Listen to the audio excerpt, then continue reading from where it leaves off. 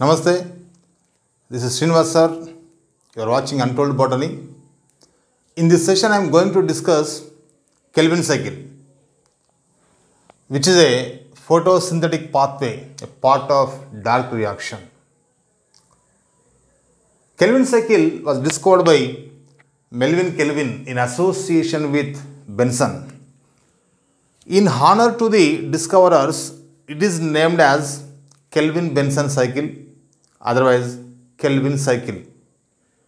In this cycle, in this pathway, the first formed stable compound consists of 3 carbons. Hence, it is also referred to as C3 cycle. This is the one and only pathway through which glucose is synthesized in all the photosynthetic plants. Even in the C4 cycle also, the C3 cycle is a part.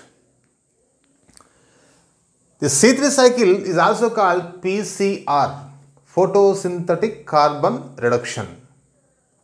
And the same is called RPPP, reductive pentose phosphate pathway, RPPP.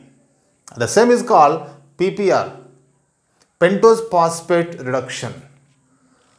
So all these are the alternate names for the Calvin cycle: PPR, RPPP, PCR, Kelvin-Benson cycle, C3 cycle, Calvin cycle, all are one and same. This Calvin cycle was discovered on working with these algal members, which was Chlorella and Cnidesmus. Chlorella and Cnidesmus are the algae that belong to Chlorophyceae, green algae. Working with them, these people discovered the C3 cycle, and to trace out the intermediate products of this pathway, they utilized one isotope, radioactive isotope, which is nothing but C14. So C14 is isotope which is utilized to discover the Calvin cycle. And 2 other techniques are also employed, that are autoradiography and chromatography. These are the techniques which are used by the people to discover the C3 cycle. In general, C3 cycle present in dicots. Of course, exceptionally, some monocots also exhibit the C3 cycle, like rice and wheat, such ones. And the C3 cycle was discovered not in the plant. It is it is not the higher plant, that is discovered in a alga, Chlorella. Here, for the convenience, C3 cycle can be classified, can be divided into 3 phases, known carboxylation, reduction, and regeneration. So let us discuss step by step. First one, carboxylation. Addition of the carbon dioxide to a substrate is said to be carboxylation. Here, who is the carbon dioxide acceptor? RUBP, ribulose 1,5 bisphosphate, or ribulose 1,5 diphosphate. It is abbreviated to either RUBP or RUDP. So that is the carbon dioxide acceptor in the C3 plants, especially in this Calvin cycle. And here, RUBP undergoes carboxylation under influence of Rubisco enzyme that results in the formation of phosphoglyceric acid, 3-phosphoglyceric acid. If one carbon dioxide is reduced, 2 molecules of phosphoglyceric acid is produced. Here we have taken all the 6 carbon dioxides, because to produce one glucose molecule, 6 carbon dioxides should be reduced. We know the formula of the glucose, C6, H12O6. Glucose consists of 6 carbon skeleton. Hence, to produce a complete glucose molecule, 6 turns of Calvin cycle required, or 6 molecules of carbon dioxide needed. So, RUBP undergo carboxylation under influence of Rubisco, resulting in the formation of phosphoglyceric acid. If we take 6 molecules of RUBP, it undergoes carboxylation by consuming the 6 molecules of carbon dioxide and resulting in the formation of 12 molecules of phosphoglyceric acid. For 1 carbon dioxide, 2 phosphoglyceric acids. 6 carbon dioxides, 12 phosphoglyceric acids.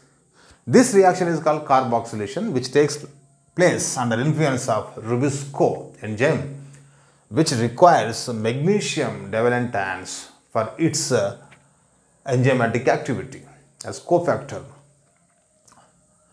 And here the Rubisco is also called RUBP carboxylase. Why it is called Rubisco? Because it has a dual activity. It acts as carboxylase as well as oxygenase depending on the concentrations of the carbon dioxide or oxygen. If carbon dioxide concentration is more, it acts as carboxylase. It catalyzes the carboxylation of the RUBP. If oxygen concentration is more than the carbon dioxide, it catalyzes oxidation of the RUBP instead of the carboxylation, leading to the photorespiration. That is another case. So here this enzyme can act as both oxygenase as well as carboxylase. That is why it is called Rubisco. Ribulose 1,5 bisphosphate carboxylase and oxygenase. Rubisco or RUBP carboxylase or carboxy dismutase, another name. Carboxy dismutase. And the same is called fraction 1 protein. Rubisco is also called as fraction 1 protein. And one another significant point of this is, it is the abundant protein. So the abundant protein on the earth is Rubisco. Enzyme chemically it is a protein. So the abundant protein on the earth is Rubisco. So under influence of that enzyme, RUBP undergoes carboxylation resulting in the formation of phosphoglyceric acid. Actually, prior to the phosphoglyceric acid, one unstable keto acid is formed. As it is unstable, it is broken down to phosphoglyceric acid. What it is that unstable keto acid? That is nothing but 2-carboxy 3-keto D-arabinitol 1,5 bisphosphate. That is called CKABP. C stands for carboxy, K stands for keto, A stands for arabinitol and BP stands for bisphosphate. So this is a intermediate unstable compound which is resulted immediately after the carboxylation prior to the formation of the phosphoglyceric acid, and this keto acid is broken down to 2 molecules of phosphoglyceric acid. If you take 1 RUBP, 1 carbon dioxide, RUBP consists of 5 carbons, carbon dioxide consists of 1 carbon, together 6 carbons.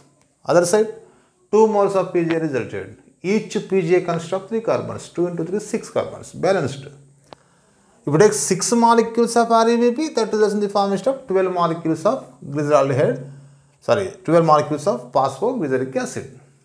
You take here, this reaction is called as carboxylation. What it is the product of the carboxylation? Phosphoglyceric acid. It is a 3-carbon compound, hence it is called C3 cycle. So this is the first stable compound of the C3 cycle is phosphoglyceric acid. Now the product of the carboxylation, which is a phosphoglyceric acid, involves in the second phase of the Calvin cycle, that is nothing but reduction. In reduction, 12 molecules of phosphoglyceric acid undergo phosphorylation. What is phosphorylation? Addition of the phosphate. What is the source of the phosphate? ATP. So here 12 molecules of phosphoglyceric acid consumes or utilizes 12 molecules of adenosine triphosphate under influence of phosphoglycerokinase. That results in the formation of 12 molecules of 1,3 bisphosphoglyceric acid and 12 molecules of ADP resulted as a byproduct. Actually here this is phosphorylation, addition of the phosphate to whom? Phosphoglyceric acid. This is 3-phosphoglyceric acid. Already on the third carbon one phosphate is present. Now this ADP is hydrolyzed, inorganic phosphate released, that is added to the first carbon of the 3-phosphoglyceric acid. So now in the product 2 phosphates are there. One is on the first carbon, one is on the third carbon. Already on the third carbon one is there. Now the newly added phosphate is added to the first carbon. Hence that results in the formation of 1,3 bis-phosphoglyceric acid. When ADPs are hydrolyzed, ADPs and inorganic phosphates are released now. 12 inorganic phosphates are added to the 12 molecules of phosphoglyceric acid, that results in the formation of 12 molecules of 1,3 bis-phosphoglyceric acid. And 12 molecules of ADPs are here resulted as byproduct. So first step of the reduction is phosphorylation that takes place under influence of phosphoglycerokinase. Coming to the second step of the reduction. In second step, the product of the first step, what is that? 1,3 bis-phosphoglyceric acid. How many molecules? 12. 12 moles of 1,3 bis-phosphoglyceric acid undergo reduction by consuming the 12 molecules of NADPH.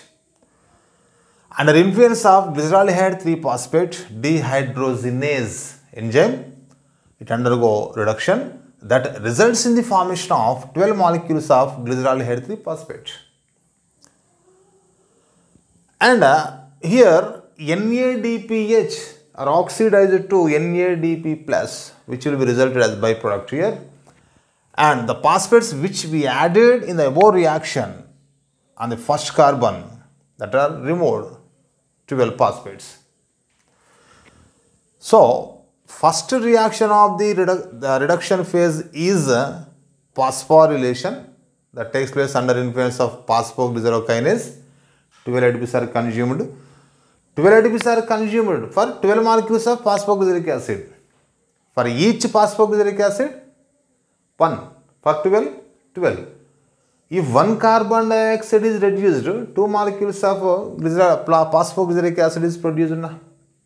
So, for each carbon dioxide, 2 ADPs are consumed. So, 6 carbon dioxides here reduced. Hence, 12 molecules of ATP consumed.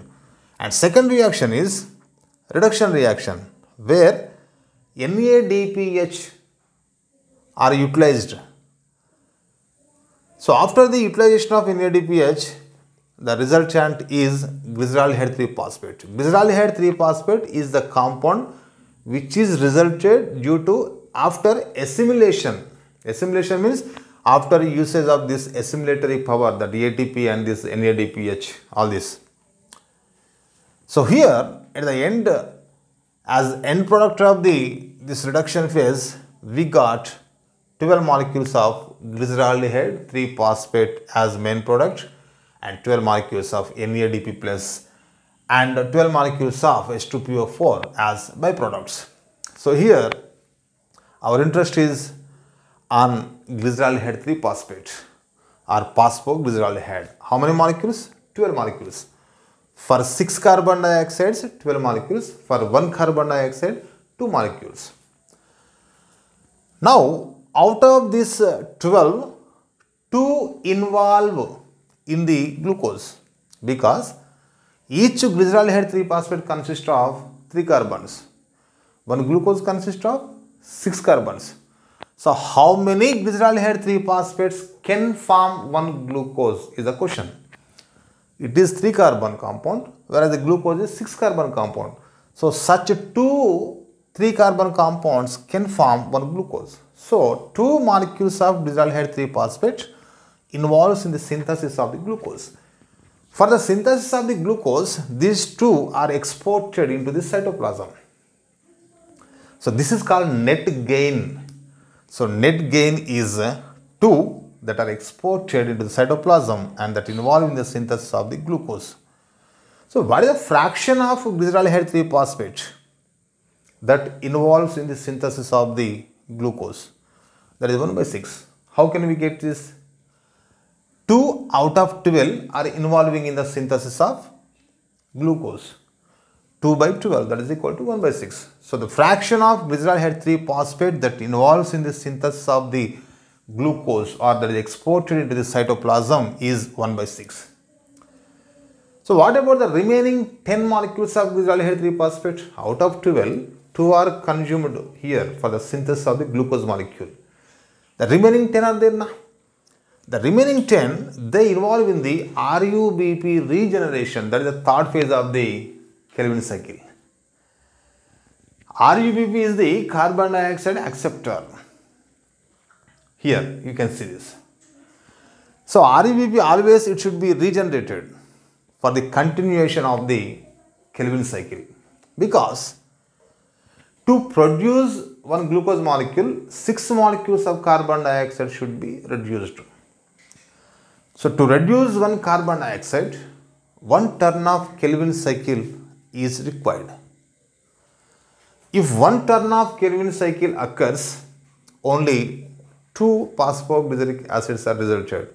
If 6 turns occur, 6 molecules are reduced and 12 molecules of glyceraldehyde 3-phosphate can be formed. So to produce one complete glucose molecule or to reduce 6 molecules of carbon dioxide, 6 turns of Calvin cycle should occur. So for the continuation of the Calvin cycle, every time RUBP should be regenerated. So how many molecules of RUBP for the formation of one glucose? 6 molecules of RUBP. Each RUBP consists of 5 carbons. 6 into 5, 30 carbons. How many molecules of glyceraldehyde 3-phosphate involving in the RUBP regeneration? 10 molecules of glyceraldehyde 3-phosphate. Each glyceraldehyde 3-phosphate it consists of 3 carbons. 10 into 3, 30. So 30 carbons of the glyceraldehyde 3-phosphate involved in the regeneration of that RUBP. 6 molecules of RUBP. Each RUBP molecule consists of 5 carbons. 6 into 5, 30. So there are also 10 molecules of glyceraldehyde 3-phosphate. Each consists of 3 carbons. 10 into 3, 30. So that 30 carbons of the glyceraldehyde 3-phosphate involved in the regeneration, resulting in the formation of 6 molecules of RUBP. Like this, the fraction of glyceraldehyde 3-phosphate that involves in the regeneration of RUBP, how many molecules? 10 molecules out of 12 molecules. 10 by 12, that is equal to 5 by 6. So the fraction of glyceraldehyde 3-phosphate that involves in the regeneration of RUBP 5 by 6.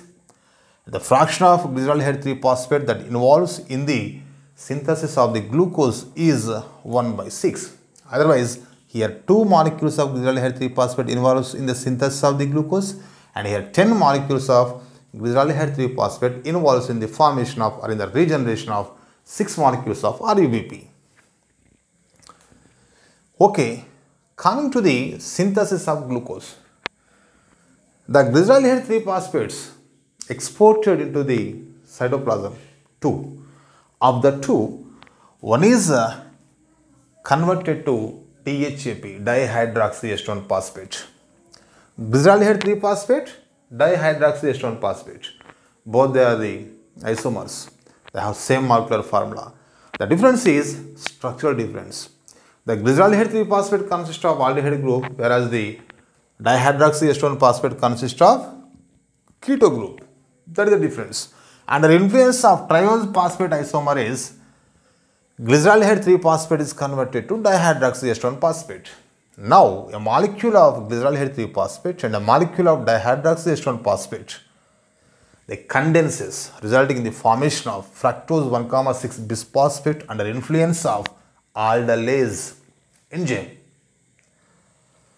Now, the fructose 1,6 bisphosphate undergo dephosphorylation. A phosphate is removed under influence of fructose 1,6 bisphosphatase enzyme, resulting in the formation of fructose 6-phosphate. The inorganic phosphate present on the first carbon is removed. Now, later this fructose 6-phosphate, it is converted into fructose 1-phosphate under influence of mutase enzyme. It is converted into fructose 1-phosphate. The phosphate is shifted from sixth carbon to first carbon. Later, this fructose 1-phosphate is converted to glucose 1-phosphate under influence of isomerase. Again, same, both are isomers. It is possible. And finally, the glucose 1-phosphate undergo dephosphorylation and phosphate is removed, glucose is formed. Like this, glucose is synthesized from 2 molecules of glyceraldehyde 3-phosphate. If you see the reverse of the reactions, glucose to glucose 6-phosphate or 1-phosphate, from that fructose 1-phosphate, from that fructose 6-phosphate, from that glyceraldehyde 3-phosphate and DHAP. Later, DHAP is converted into glyceraldehyde 3-phosphate. Actually, and next glyceraldehyde 3-phosphate is converted into reverse, you see, into 1,3 bis-phosphoglyceric acid. Later, that is converted into 3-phosphoglyceric acid. Actually, this is nothing but reverse to glycolysis. So here, which one? The reduction phase is, that is a glycolytic reversal. In the glycolysis, first glucose will be there. That is converted to glucose 6-phosphate. That is converted to fructose 6-phosphate. Later, fructose 6-phosphate is converted to fructose 1,6 bis-phosphate. Later, that is converted to DHAP and glyceraldehyde 3-phosphate. Later, glyceraldehyde 3-phosphate is converted into 1,3 bis-phosphoglyceric acid. Later, 1,3 bis-phosphoglyceric acid is converted into 3-phosphoglyceric acid. But here what happened? 3-phosphoglyceric acid is converted into 1,3 bis-phosphoglyceric acid. 1,3 bis-phosphoglyceric acid is converted into phosphoglyceraldehyde. Later, phosphoglyceraldehyde is converted into DHAP. Later, G3B DHAP combine resulting in the formation of fructose 1,6 bis-phosphate. That is converted into fructose 6-phosphate. Later, that is converted into fructose 1-phosphate, from the fructose glucose 1-phosphate, finally glucose. So this is reverse to the glycolysis. Hence, it is called as glycolytic reversal. Actually, glucose is synthesized through a process known as reverse glycolysis. Reverse glycolysis. Whatever the reactions takes place in glycolysis, to that, here in reverse condition, the reactions takes place. So that is a glycolytic reversal, or reverse glycolysis is the process through which glucose is synthesized. So, however, finally glucose is synthesized. Okay. To produce one glucose molecule, how many turns of Kelvin cycle is required is the question. Glucose consists of C6 carbons.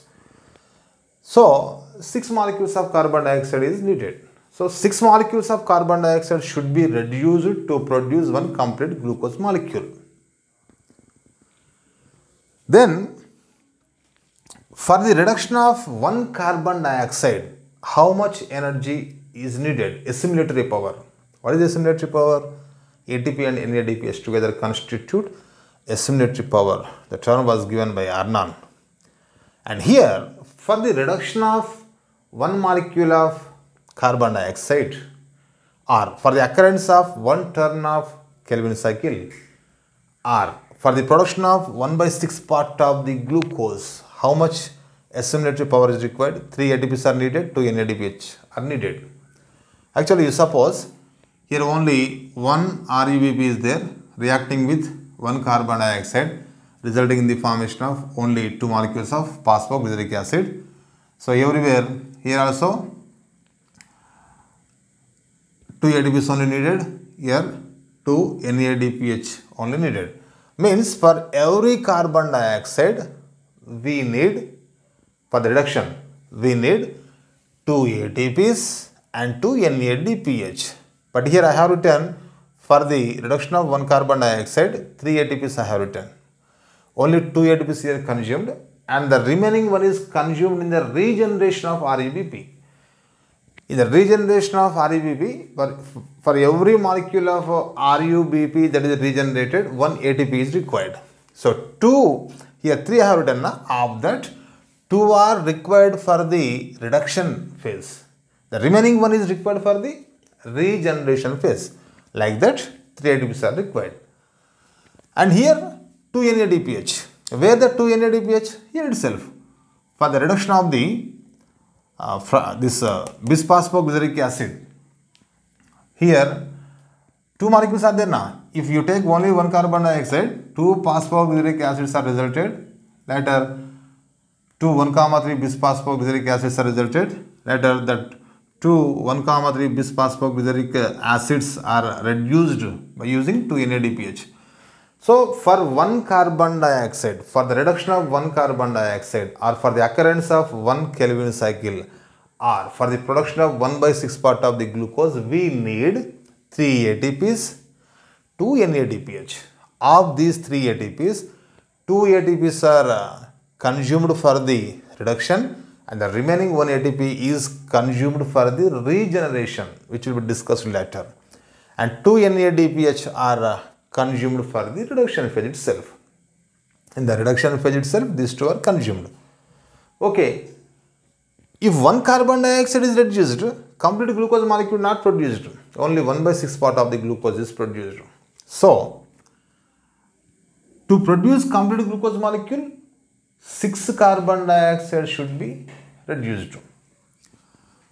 For the reduction of 1 carbon dioxide, the required assimilatory power is 3 ATPs and 2 NADPH.